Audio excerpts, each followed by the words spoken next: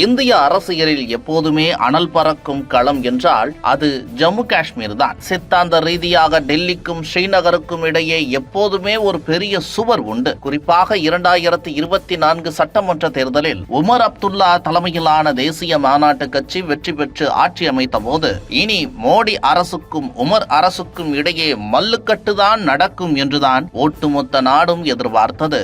ஆனால் இன்று நிலைமையே வேறு. நிர்வாகம் என்றால் இப்படித்தான் இருக்க வேண்டும் என்று உமர் அப்துல்லாவையே சொல்ல வைத்திருக்கிறார் பிரதமர் நரேந்திர மோடி. ஒரு யூனியன் பிரதேசத்தின் முதலமைச்சராக இருக்கும் உமர் அப்துல்லா மிக வெளிப்படையாக ஒரு ரகசியத்தை உடைத்திருக்கிறார். மத்திய அரசு நினைத்திருந்தால் அதிகாரத்தை பயன்படுத்தி தனது அரசை எளிதாக முடக்கி இருக்க முடியும், நிர்வாக ரீதியாக தன்னை அடக்கி வைத்திருக்க முடியும் என்று அவர் கூறுகிறார். ஆனால் மோடி அரசு அப்படி செய்யவில்லை. மாறாக அரசியல் ரீதியாக தனது எதிரியாக இருந்தாலும் ஜம்மு காஷ்மீரின் வளர்ச்சி என்று வரும்போது ஒரு தந்தைக்கே உரிய அக்கறையோடு பிரதமர் செயல்படுவதாக உமர் நெகிழ்ச்சியுடன் ஒப்புக்கொண்டுள்ளார். பட்ஜெட் என்று வந்துவிட்டால் ஒவ்வொரு மாநிலமும் மத்திய அரசிடம் நிதி ஒதுக்கவில்லையே என்று குறை கூறுவதுதான் வழக்கம். ஆனால் ஜம்மு காஷ்மீர் பட்ஜெட்டில் ஒதுக்கப்பட்ட தொகையை விட அதிகமான நிதியை மத்திய அரசு வாரி வழங்கி உள்ளது. நிர்வாக ரீதியாக எங்களுக்கு தேவையான நிதியை விட கூடுதல் தொகையை மோடி அரசு வழங்கி இருக்கிறது என்று உமர் அப்துல்லா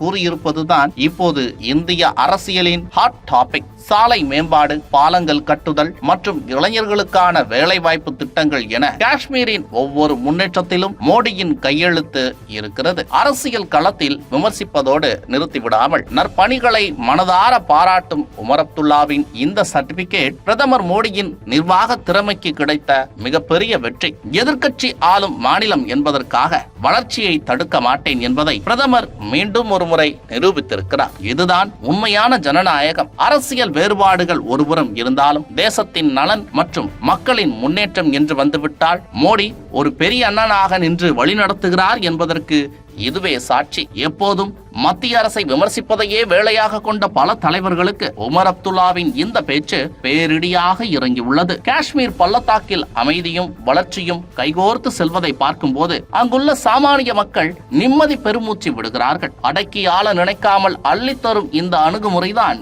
இன்று காஷ்மீரை இந்தியாவின் வளர்ச்சி பாதையில் முன்னிறுத்தி உள்ளது.